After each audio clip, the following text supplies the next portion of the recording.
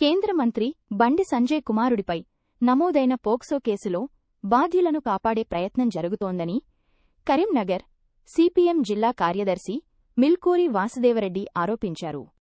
కరీంనగర్ జిల్లా కేంద్రంలోని తెలంగాణ చౌరస్తా వద్ద కళ్లకు గంతలు కట్టుకుని పార్టీ శ్రేణులతో కలిసి ఆయన వినూత్న నిరసన చేపట్టారు. న్యాయం ఎటుపోతోందని ఈ సందర్భంగా ఆయన ప్రశ్నించారు. అనంతరం వాసుదేవరెడ్డి మాట్లాడుతూ, సంజయ్ కుమారుడు తప్పు చేయనప్పుడు విచారణకు ఎందుకు సహకరించడం లేదని నిలదీశారు.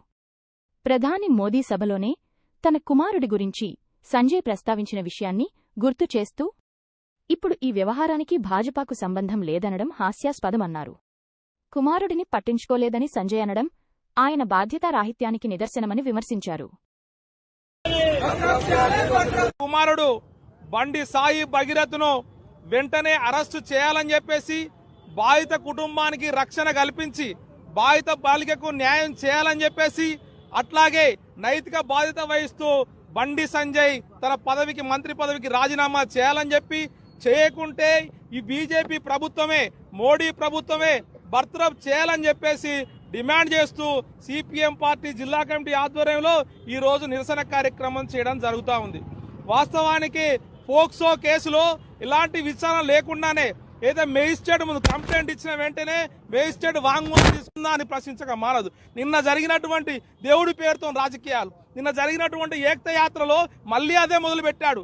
అంటే రాజకీయాలకు దేవుడికి ఏ సంబంధం? జై శ్రీరామ్ కు నీ కొడుకు చేసినటువంటి తప్పుకి ఏం సంబంధం అని చెప్పేసి మేము అడుగుతున్నాం. జై శ్రీరామ్ పేరుతోని ప్రజలను ఇంకా ఎన్ని రోజులు మభ్యపెడతారు?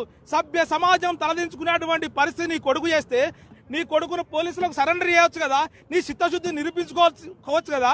కానీ ఇప్పుడు ఈ రాష్ట్రంలో ఉన్న బీజేపీ అధ్యక్షుడు రామచంద్రరావు మాట్లాడతాడు, అసలు బీజేపీకును బండి సంజయ్కి ఏ సంబంధం లేదు ఈ ఇష్యూలో. మరి ఏ సంబంధం లేని కేంద్ర మంత్రి మీటింగ్ లో బహిరంగ సభలో నా మీద కుట్రలు చేస్తున్నా అని చెప్పేసి ఎందుకు జపం చేస్తున్నాడు? ముసలికాన్ని ఎందుకు గాస్తున్నారు? ఖచ్చితంగా బండి సంజయ్ని బర్తరఫ్ చేయాలి, బండి సాయి భగీరథ్ను వెంటనే అరెస్ట్ చేయాలి, బాధిత మహిళలకు రక్షణ కల్పించాలి. ఇప్పటికీ అనేక ఒత్తిళ్లు వస్తున్నాయి ఆ కుటుంబం మీద. ఈ అన్ని ట్రాబులు కాదు, ఇలా మొత్తం కూడా వాళ్ళకు పవర్ ఉంది కదా అని చెప్పేసి ఆ కుటుంబం మీద అన్యాయం చేస్తున్నారు.